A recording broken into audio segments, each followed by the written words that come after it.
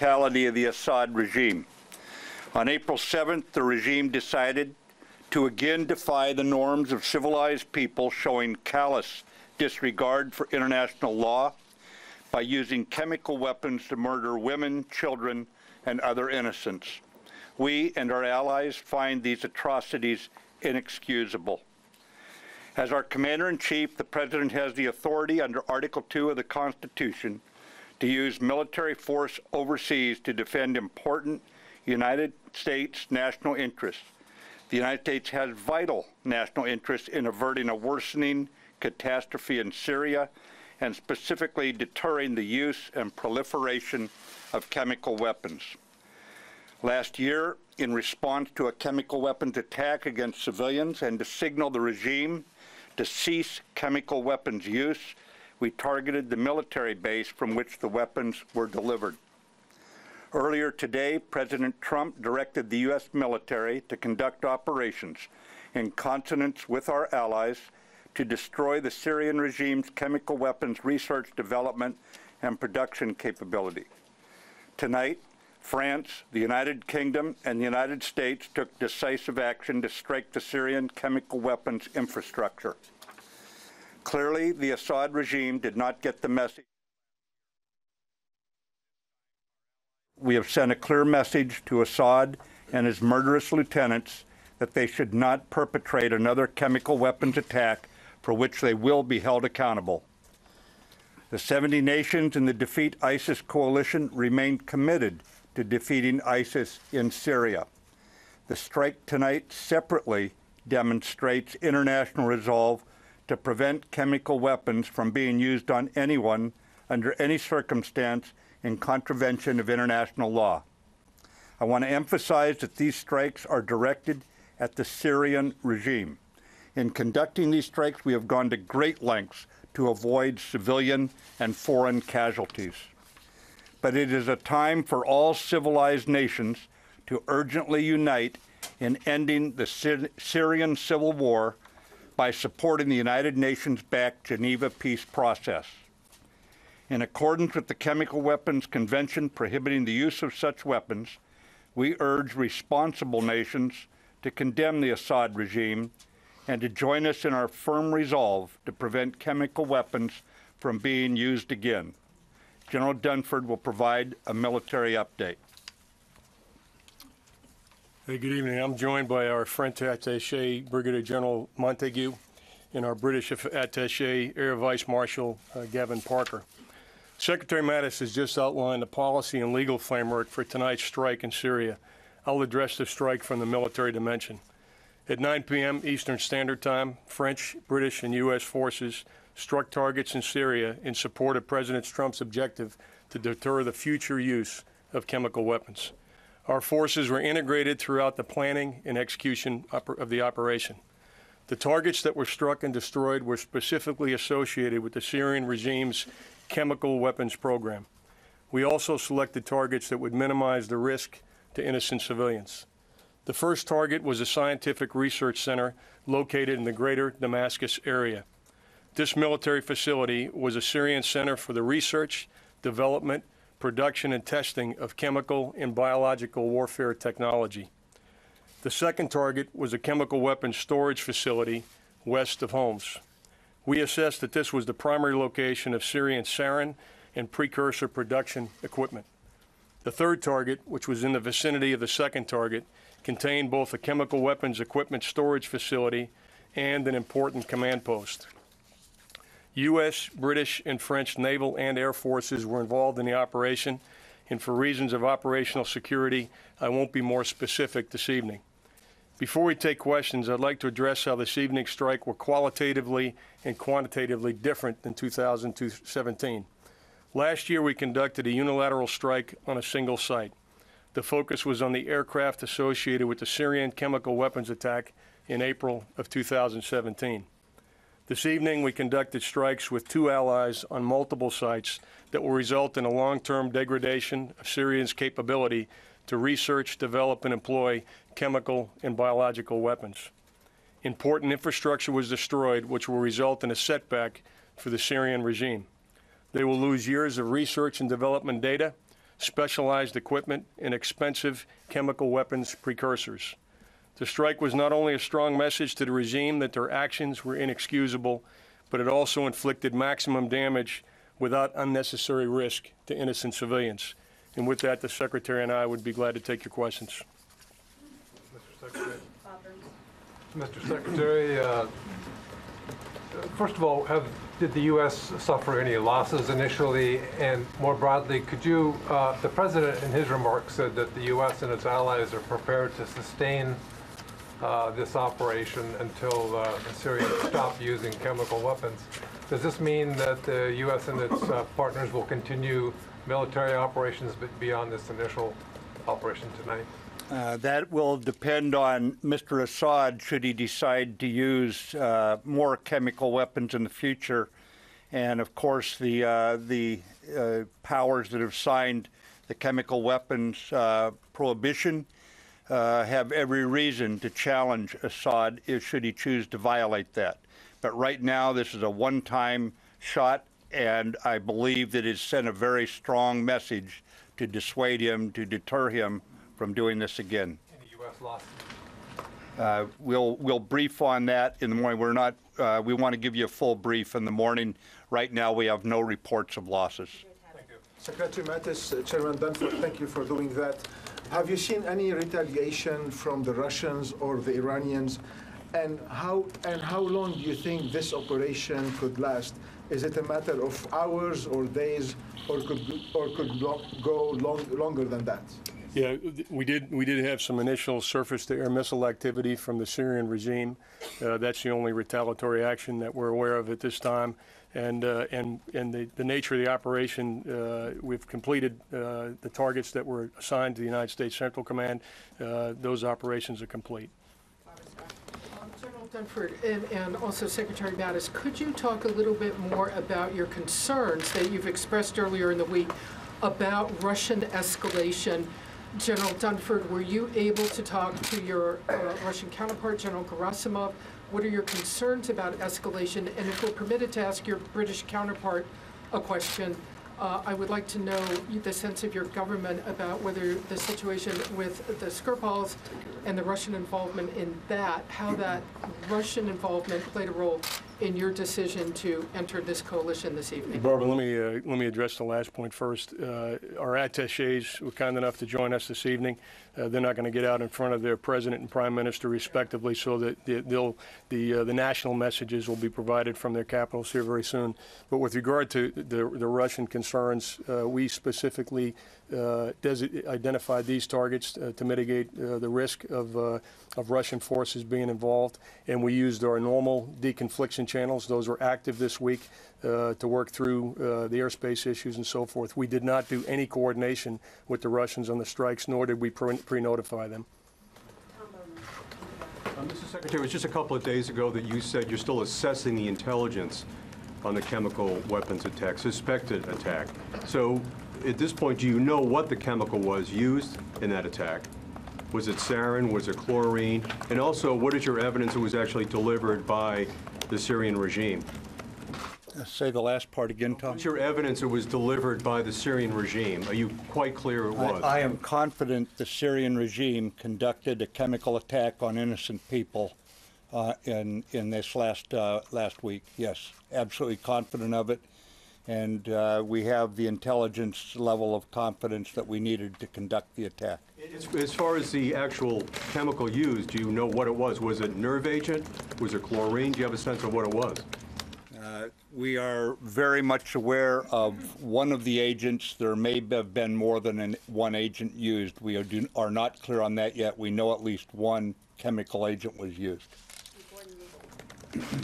I just want to clarify on the deconfliction line. You notified the Russians ahead of time before the operation began what you were going to do and what targets you were going to strike? Gordon, to be clear, the only communications that took place specifically associated with this operation before the targets were struck was the normal deconfliction of the airspace, the procedures that are in place for all of our operations in Syria.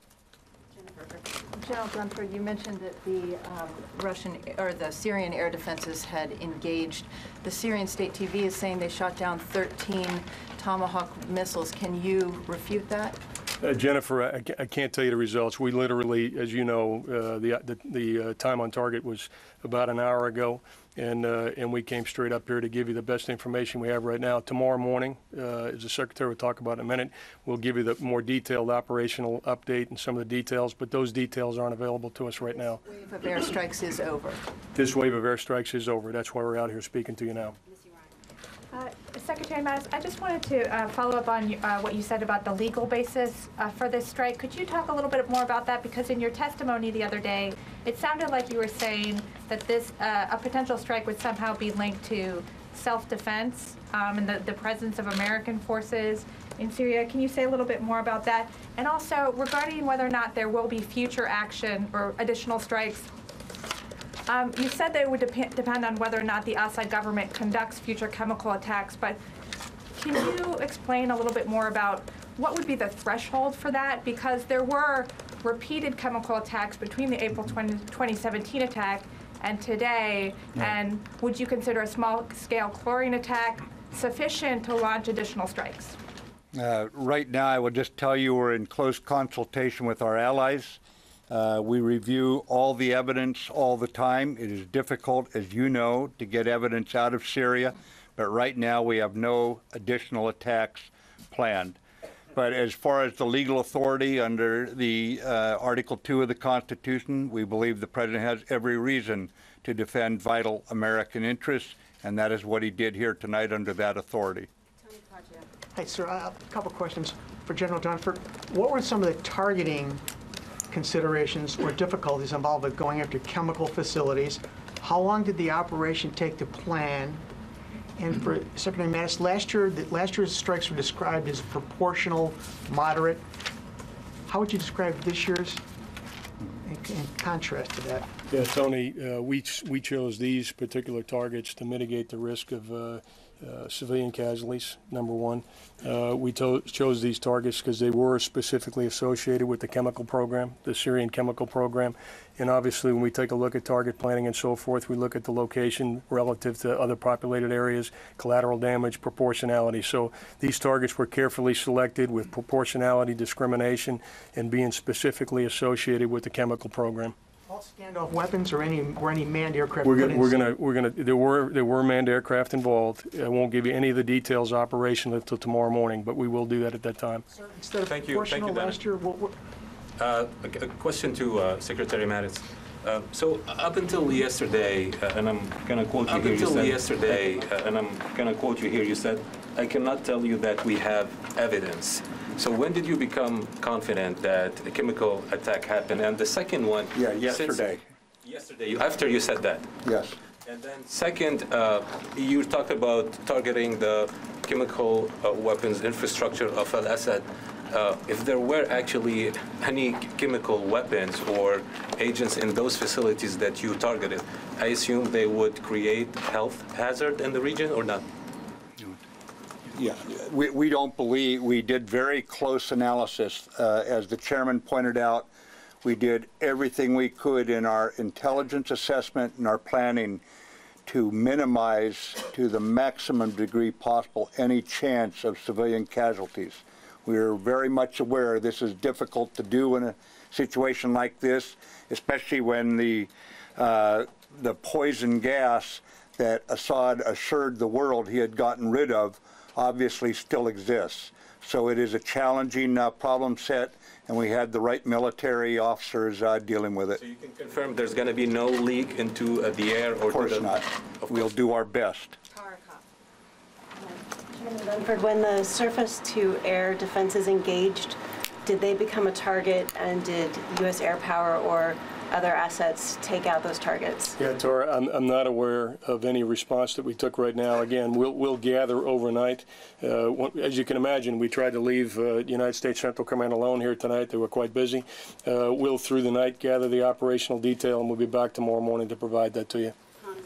Yeah, Secretary Mattis or Chairman Dunford, last year, you changed the force protection levels for the Syrian troops that were U.S. troops that were in Syria. There are 2,000 U.S. troops in Syria. have you changed force protection levels based on potential responses from Russia? Yeah, Hans, as you can imagine, the commander always takes prudent measures, especially in an environment that they were in tonight, so they did make adjustments. Just to be clear on the deconfliction line, you told them that you're going to be operating in airspace, but you didn't tell them, the Russians, what the targets were? That is absolutely correct. We used the normal deconfliction channels to deconflict the airspace that we were using. We did not coordinate targets or any planning with the Russians. What was their response, sir? That information was passed at the operational link from the Combined Air Operations Center in Qatar, so I wasn't on the line. But that kind of information, just to put it in perspective, is passed routinely every day and every night. So they may not have found anything unusual about that particular airspace deconfliction. Thank you so much, Katrina Manson from the Financial Times. Can you talk a little bit about any Iran targets that you initially, Iran-associated targets that you initially considered, and why you may have not gone for them? And could your colleagues explain exactly the sort of contribution that you've made to tonight's operation? Yeah, again, our allied officers are here out of respect for the fact that they were part of the mission from planning all the way through to the political decision taken. And once their heads of state speak tomorrow, then that'll be the initial statement from those capitals. But as far as any other targets, we looked at targets specifically designed to address the chemical weapons threat that we have seen manifested. The whole world has watched in horror these weapons being used. Those were the only targets that we were examining for prosecution. Mr.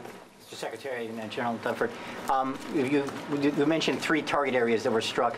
How can you be sure that from now on these are all of the target areas or all of the involved production facilities for chemical weapons that the Syrians are using? And do you believe that there are additional locations where they are producing such materials? This is a great question. We had a number of targets to select from, and again, we did not select those that had a high risk of collateral damage and specifically a high risk of civilian casualties.